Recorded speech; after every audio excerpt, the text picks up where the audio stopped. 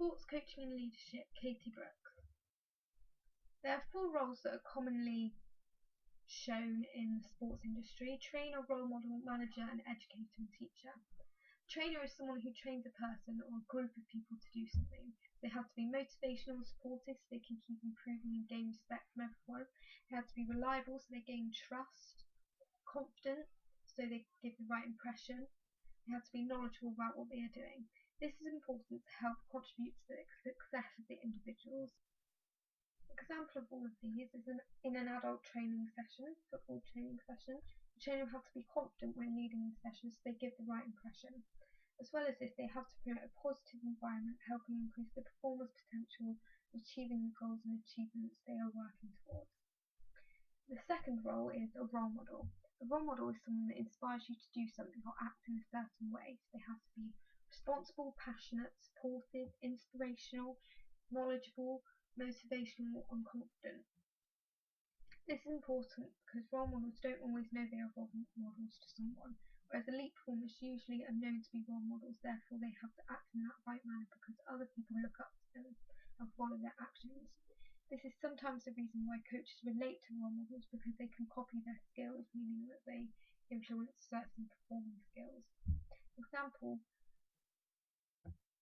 A slightly different example of this could be the coach themselves. If they represent fair play and create good habits from the start, then performers will hopefully follow in these footsteps.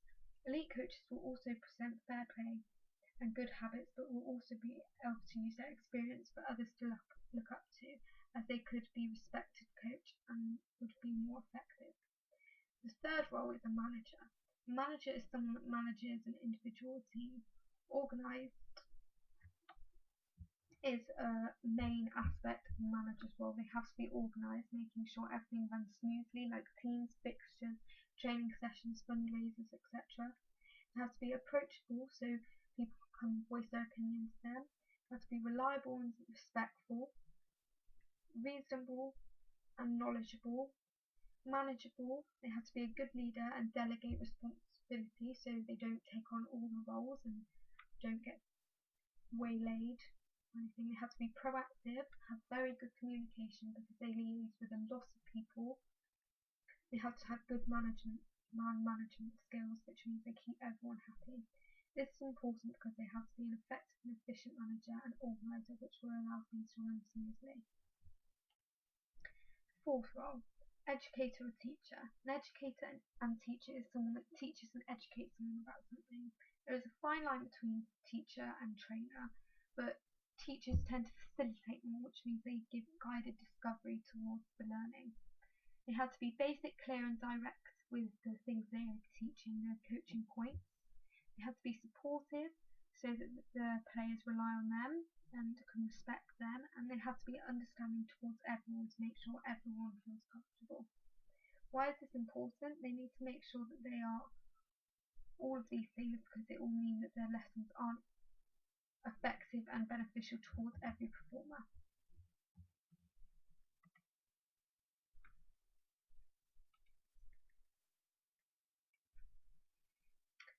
Here in these 2 charts I've compared the importance of role models with the contrasting sports, so elderly, young, county, beginner, young, adult, elite, non-elite, so contrasting. Back to netball elderly, I've put the order of importance as trainer, educator, role model and manager.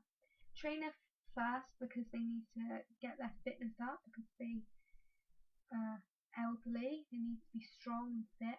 The educator because they need to be educated on rules and technique.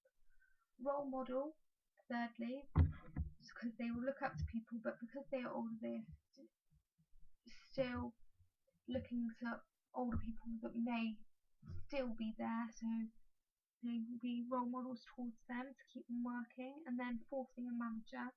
This isn't very important for this group of people because they are doing it for fun and don't really need any managing.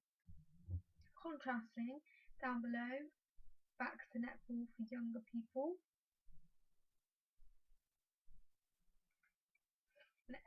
Educator, role model, manager and trainer. Educator first, this is because they need to be educated about the game and rules at an early age. This is different to above because they are younger. They're more likely to be injured or do silly mistakes. Then second of all, role model. As they are young, they will really idolise people, for example professionals, and will hope to follow in their footsteps, which means it will influence their performance more. And thirdly, a manager. When playing at a younger age, the manager will have to organise the team more than older people because they will have to make sure their parents know for where they have to be for training sessions and fixtures, etc. And then fourthly, a trainer. Although this is very important for young people, the other roles do tend to influence the younger ones more, therefore it is slightly down below the others. In the second sport is basketball at county level. Of importance level, I've done trainer, manager, educator, role model. Trainer first because they need to train them to be the best they can be, so techniques and fitness. Fitness will need to be high because they're at that level and they need to keep up with the game. Manager is second. At this level they will need to be manager to organise events and fixtures and liaise with other teams. Educator, when at this level they will need to be educated, but they should already know quite a lot, which is why it's lower than the other roles. And then fourthly, role model. As they are already at county level, there will be people to look up to, but as they are already playing at county level, then other role models are more important. Other roles are more important, like trainer, manager and educator. Contrasting down below here, the trainer, educator, role model, manager. Trainer first because they'll need to get into shape and do drills and to learn techniques, etc. Educator second because they need to be educated on the sport as they are just starting, which is very important for health and safety and their techniques so injuries don't occur. Role model thirdly, as a beginner they'll look up to people. Manager fourth, they don't need to have a manager at beginner level really because they won't be playing games. Okay, in the third column, football, under 11s, done role model, educator, manager and trainer. The role model is first because they are young, they will look up to people, they will influence their performer. Educator because they'll need to know the rules and knowledge, and this could be from the coach's experience. Thirdly, a manager because they need to organise the team and for fixtures and games and training sessions. And fourthly, a trainer is important but not as important as the other roles. Adults football, contrast, so different ages. Trainer, manager, educator, role model. A trainer because they'll need to know techniques, drills, fitness and psychological like motivation. Manager second, organisation of fixtures and teams, so who's available when and where, and confidence levels. They need to build confidence up in the players. Thirdly, educator, rules of the game as they change regularly, and so as they're adults it may be different to when they were younger. And a role model fourthly, as they are adults they will idolise people, they won't influence their performance because it's not really their career choices, they will already have a career, it's more of a part-time hobby. Okay, in the fourth column, hockey elite. Managers are the most important at this level, so manager, trainer, educator, role model. Manager, elite team because they'll need to liaise with other teams to organise everything. A trainer, technique and fitness and motivation, so they'll need to improve all of these aspects. Educator third because they need to be educated but they should already know, so it's less important. Then fourthly, a role model, as they are already an elite performer, the importance decreases as they are actually one themselves. Then non-elite, I've chosen trainer, educator, role model and manager. This is slightly different to the one before because trainer trains them as they are non-elite, educator, and then a manager is last because they are non-elite, so it's less important. Okay, so responsibilities. There are four main responsibilities within a coaching role: equal opportunities, professional behaviour, health and safety, and knowledge of the coaching environment. Equal opportunities means that it is the coach's responsibility to make sure everyone is participating, so all ability levels, gender, age, disability or no disability. Providing equal opportunities, for example, offering everyone the same and not favouring anyone, which means everyone has a fair chance. An example of this could be when someone has a different religion. Some religions aren't allowed to show skin, so you have to bear in mind their opinion when asking the group to participate. Gender is another thing, so tackling in rugby. Why is it important? To make sure that it's a fair environment for everyone who feels comfortable and enjoying themselves. So professional behaviour. This is when coaches act in a professional manner as it is assessed and measured regularly through different groups of people. They have code of practice and rules of regulations they have to follow, which means it provides a professional environment. For example, punctuality to a training session promoting good habits could lead to them following good habits, and swearing in a training session is bad, which isn't professional behaviour at all. It's important to have this behaviour because you need respect from your players. This will give their players something to look up to, influencing them to perform professionally.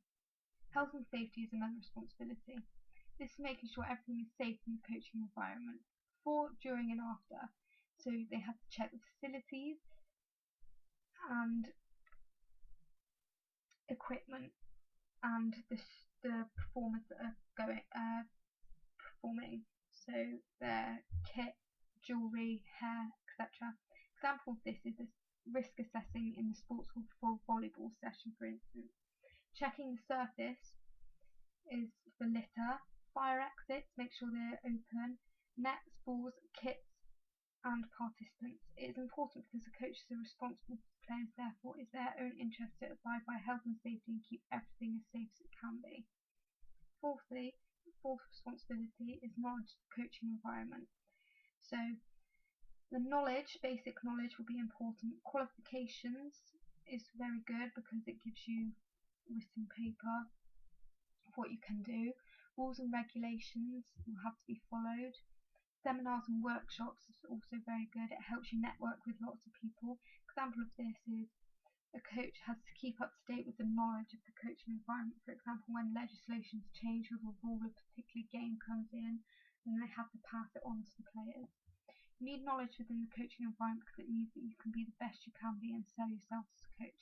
This also allows you to work higher up within the coaching industry.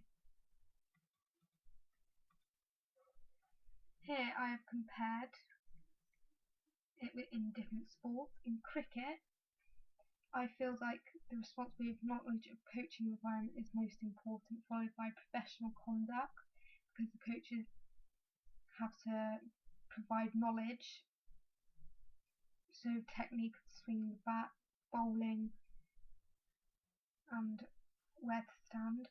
Professional conduct, they have to act professionally. Health and safety, because of where the ball's hitting, they have to make sure everyone is safe and provide equal opportunities. Although this is still important, it's not as important as the others in cricket. In gymnastics, I put health and safety as the most important because there's a lot of equipment and it's very easy to hurt yourself with injuries. Professional conduct, you have to act in a professional manner as a coach here. And knowledge of the coaching environment is third because you need to have certain knowledge on techniques, etc., and competitions and rules. Equal opportunities. This is important because they'll need to understand everyone's opinions and their roles. Okay, swimming. Knowledge of the coaching environment is first, followed by health and safety, professional conduct, and equal opportunity. Health and safety is second because they'll need to understand the risks around the swimming pool. And finally, table tennis. I've put this in importance: knowledge of coaching environment, professional conduct, equal opportunities, and health and safety.